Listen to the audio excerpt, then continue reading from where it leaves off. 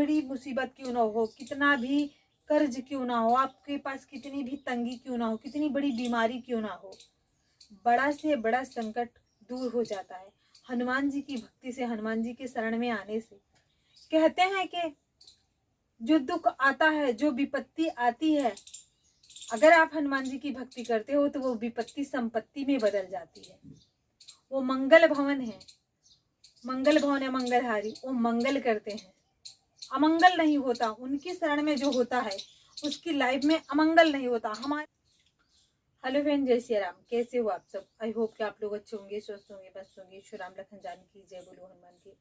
देखो, इंसान तभी भगवान की भक्ति में जाता है, भगवान के शरण में जाता है, जब उसे कोई संकट आता है, कोई प्रॉब्लम आती है, कोई बाधा आती है और वो हार जाता है, कोई रास्ता नजर नहीं आता, तब वो भगवान की भक्ति, भगवान के शरण में जाता है।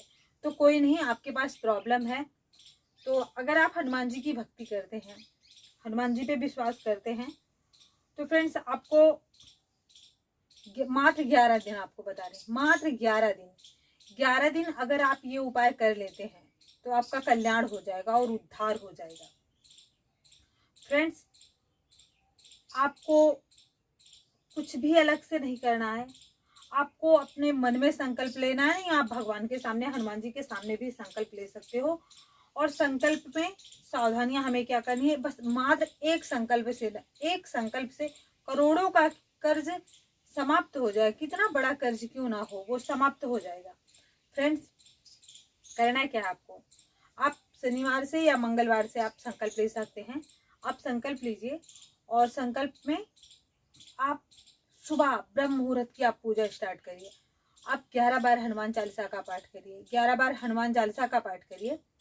और जो दीप होता है, जैसे ये दीप जल रहा है, हनुमान जी के लिए जो भी आपके पास भोग हो, जो भी आपके पास भोग हो, कोई वो नहीं है कि आप इमरती का भोग लगाइए, पान का लगाइए, ऐसा कुछ नहीं है। जो भी आपके पास, आप मिश्री ही रख लीजिए। आप इतना वो करके रखिए कि हमारा 11 दिन हम मिश्री का भोग लगाएंगे, आप मिश्री ही रख लीजिए। आपको दीप और जल और भोग, ये बहुत ज़्यादा जरूरी है, बहुत ज़्यादा जरूरी है इस उपाय में। और एक आसन, जो ये आसन होता है, ये आसन बहुत ज़्यादा जरूरी है। हमने तो अपनी स्टडी लाइफ में संकल्प लिया था, तो प्रभु हमें क्षमा करे, हमें पता नहीं था, हमारे पास आसन नहीं रहता था। तो ये जो आसन, चौकी नहीं थी, ये जो आसन होता है ना, हम अपने नोट्स पे बिछाते थे और उस पे प्रभु को भोग लगाते थे, उस पे अपने प्रभु की फोटो रखते थे। क्या करें, मेरी मजबूरी थी तो उस पे हमें करना पड़ता था। फ्रेंड्स, आपको करना है कि आपको ब्रह्म मुहूर्त में पाठ, आप जब भी संकल्प उठाइए, आप ब्रह्म मुहूर्त को उठाइए। 2 से 2:30 बजे के बीच आपकी पूजा स्टार्ट होनी चाहिए। 2:30 बजे से आप पूजा स्टार्ट कर दीजिए। 11 बार का हनुमान चालीसा होता है, बहुत ज़्यादा टाइम नहीं लगता। आप हनुमान चालीसा का पाठ करिए, राम नाम का जाप करिए, धूप दीप जो है आप जला दीजिए, हनुमान जी की आरती कर लीजिए, जो भोग हो आप लगा लीजिए। ये हो गया आपके पहले दिन की पूजा, मतलब जो ब्रह्म मुहूर्त की है। उसके साथ साथ आपको शाम को पूजा करनी है 9 बजे के बाद। आप 11 दिन दोनों टाइम पूजा करके देखिए, चमत्कार ना हो जाए तो कहना, आप खुद पे यकीन नहीं करोगे कि हाँ चमत्कार हो गया है, आप यकीन नहीं कर पाओगे। आप दोनों टाइम करके देखिए, और पूजा, ये शाम वाली पूजा आप 9 बजे के बाद करके देखिए, और वो पूजा आपकी 2:30 बजे स्टार्ट हो जानी चाहिए। लास्ट आप 2:30 बजे, नहीं तो 3 बजे आप स्टार्ट कर दीजिए। हमने ये अपना अनुभव बता रहे हैं, हम 2:30 बजे पूजा स्टार्ट कर देते थे।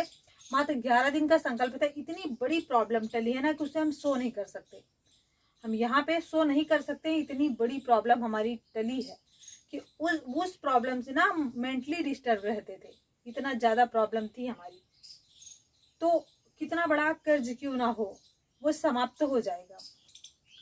हमारे पास फूल नहीं हुआ करते थे, तो हम ये नहीं कह रहे कि आप फूल वगैरह ना चढ़ाइएगा। हमारे पास कुछ भी नहीं हुआ करता था, मात्र जल हुआ करता था, मिश्री के मैं भोग लगाती थी। और सबसे जरूरी बात आपको बतानी है कि वो क्या है कि चमेली का तेल, चमेली का तेल हनुमान जी को बहुत ज़्यादा पसंद है, बहुत ज़्यादा पसंद है। चमेली का तेल, आप जो दीपक है ना, आप चमेली के तेल का दीपक लगाइए। आप यकीन नहीं करेंगे, हमारा जो संकल्प चल रहा था, तो एक संकल्प के बीच का टाइम है, मुझे याद नहीं है, ऐसा कुछ दिन था कि हमें आइडिया नहीं था कि 11 दिन में इतना तेल लगेगा चमेली का। तो हमने जो भी हमारे पास पैसे अवेलेबल थे, हमने चमेली का तेल ले लिया था।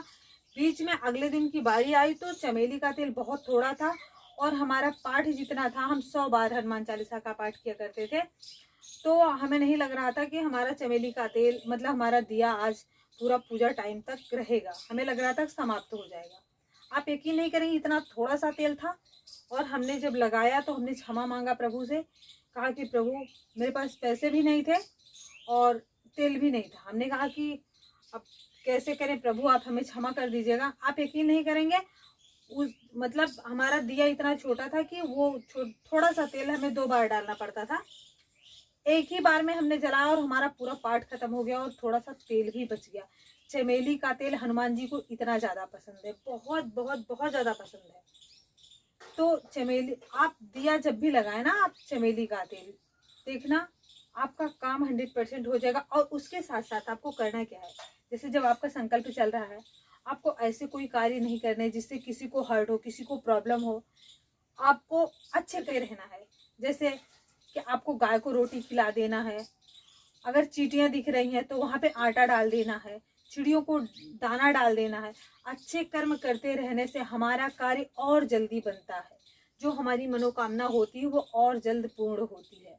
तो आपको ऐसे कुछ कार्य करने हैं अपने पूजा टाइम पे, देखना चमत्कार हो जाएगा। भगवान की मर्जी के बिना कुछ नहीं होता। अगर देखो, हर इंसान, ऐसा कोई प्राणी नहीं है, ऐसा कोई इंसान नहीं है जिससे गलती ना हुई हो लाइफ में। भगवान ऐसा कुछ नहीं। अगर हम हाथ जोड़ के प्रभु से क्षमा मांग लें और हम उनके शरण में हो जाएं, हमारी 100 गलतियां माफ हो जाती हैं, भगवान क्षमा कर देते हैं। और भगवान है किस लिए? इसलिए हैं, प्रभु इसीलिए हैं कि जब इंसान संकट में होता है, जब वो कितना बड़ा पापी क्यों ना हो, कितना बड़ा पाप क्यों ना किया हो, अगर वो उसके प्राण संकट में है, वो हृदय से भाव से भगवान को याद कर लिया, पुकार लिया कि प्रभु अब आपके सिवा कोई नहीं है, आप मुझे बचा लो, प्रभु खड़े हो जाते हैं, हनुमान जी खड़े हो जाते हैं, भगवान खड़े हो जाते हैं। उसकी हर गलतियों को माफ करके, उसकी 100 गलतियों को माफ करके भगवान खड़े हो जाते हैं। तो कोई कुछ भी हो, आप जैसे कि आपका काम बनते बनते बिगड़ जा रहा है, कोई भी चीज आगे आके हट जा रही है, मतलब जब हम सोचते हैं कि हाँ अब हमारा काम ये पूरा हो जाएगा, वहां हम असफल हो जा रहे हैं। अगर ऐसा हो रहा है तो फिर आप भगवान की शरण में हो जाइए, भगवान की भक्ति में हो जाइए, आप देखिए उद्धार हो जाएगा। जहां वो थोड़ा सा काम रुक रहा है ना, वहां हनुमान जी बना देंगे, वहां भगवान बना देंगे। ऐसी जगह खड़े होते हैं भगवान। भगवान तो कहते हैं कि आप कर्म करते रहो, हम आपका साथ देते रहेंगे। आपको कर्म करना पड़ेगा, आप कर्म करते रहिए। कितनी बड़ी मुसीबत क्यों ना हो, कितना भी कर्ज क्यों ना हो, आपके पास कितनी भी तंगी क्यों ना हो, कितनी बड़ी बीमारी क्यों ना हो, बड़ा से बड़ा संकट दूर हो जाता है हनुमान जी की भक्ति से, हनुमान जी के शरण में आने से। कहते हैं कि जो दुख आता है, जो विपत्ति आती है, अगर आप हनुमान जी की भक्ति करते हो तो वो विपत्ति संपत्ति में बदल जाती है। वो मंगल भवन है, मंगल भवन है मंगलहारी, वो मंगल करते हैं, अमंगल नहीं होता। उनकी शरण में जो होता है उसकी लाइफ में अमंगल नहीं होता। हमारे पिछले जो कुछ कर्म होते हैं जिसकी वजह से हमें कुछ झेलना पड़ता है, अगर हम भगवान की शरण में, हनुमान जी की शरण में आ गए तो वो भी हमारी मुसीबत धीरे धीरे टल जाती है। कितनी बड़ी प्रॉब्लम क्यों नहीं आती है, वो पहले उसके मालिक हनुमान जी हो जाते हैं। हम उनकी भक्ति करने लगे तो हमारे मालिक हनुमान जी हो जाते हैं। हमें तो पता नहीं होता, प्रॉब्लम आने से पहले उनको दिखाई दे जाती है और वो सब तैयार रहते हैं उस प्रॉब्लम, उस मुसीबत को हटाने के लिए। कभी कभी तो वैसा होता है, देखो प्रॉब्लम हमें एहसास क्यों होती है, अगर हमें एहसास नहीं होगी ना तो हम जान नहीं पाएंगे कि भगवान ने हमारी मुसीबत को टाल दिया। तो इसलिए हमें थोड़ा झेलना पड़ता है तब, ताकि इसलिए भगवान वो करते हैं ताकि इंसान को पता तो चले कि प्रॉब्लम आई थी। इसलिए वो प्रॉब्लम बहुत बड़ी प्रॉब्लम एक छोटी प्रॉब्लम बन जाती है भगवान के शरण में। इसलिए प्रॉब्लम हमें समझ में आती है, एहसास होता है। नहीं तो अगर हम भगवान की भक्ति में हैं तो प्रॉब्लम की तो क्या मजाल, कुछ नहीं हो सकता। कितनी बड़ी बड़ी प्रॉब्लम आ जाए कुछ नहीं हो सकता। तो बस हमें इसी पे संतोष और धैर्य रखना चाहिए कि जो हुआ बहुत कम हुआ, क्योंकि हमारे भगवान थे, उन्होंने देखा, उन्होंने देख लिया, उन्होंने हमारी प्रॉब्लम को सॉल्व कर दिया। ये तो कुछ नहीं था, हमें इतने में ही संतोष रखना चाहिए। अगर हमारा कार्य कोई लेट हो रहा है, कोई कार्य हमारा विलंब हो रहा है, कोई मनोकामना नहीं पूरी हो रही है, तो हमें ये धैर्य रखना चाहिए कि अब जो कार्य होगा ना वो इससे भी अच्छा होगा, तभी ये चीज लेट हो रहा है। कहते हैं दुख का झूला जितना पीछे जाता है, सुख का झूला उतना आगे आता है। तो अगर हमारे दिन आज बुरे हैं तो हमारे बहुत अच्छे दिन आने वाले हैं, तभी आज ये दिन हमें देखना पड़ रहा है, हमारे बुरे दिन हैं। सो फ्रेंड्स, आप ये चीज करके देखिएगा, हनुमान चालीसा का उपाय करके देखिएगा। हनुमान चालीसा अपने आप में इतना प्रसिद्ध है, आप लोगों ने सुना होगा कि जो सतवार पाठ कर कोई छूटे बंदी महासुख होई। कोई भी प्राणी, कोई भी इंसान अगर 100 बार का हनुमान चालीसा पाठ कर लेता है तो कितने बड़े से बड़े बंधन में क्यों ना हो वो मुक्त हो जाता है। तो हनुमान जी की महिमा ऐसी है, हनुमान चालीसा की महिमा ऐसी है कि हम आप उसको व्यक्त नहीं कर सकते, इतनी सामर्थ्य नहीं है कि हम आप उसकी महिमा को बता सके।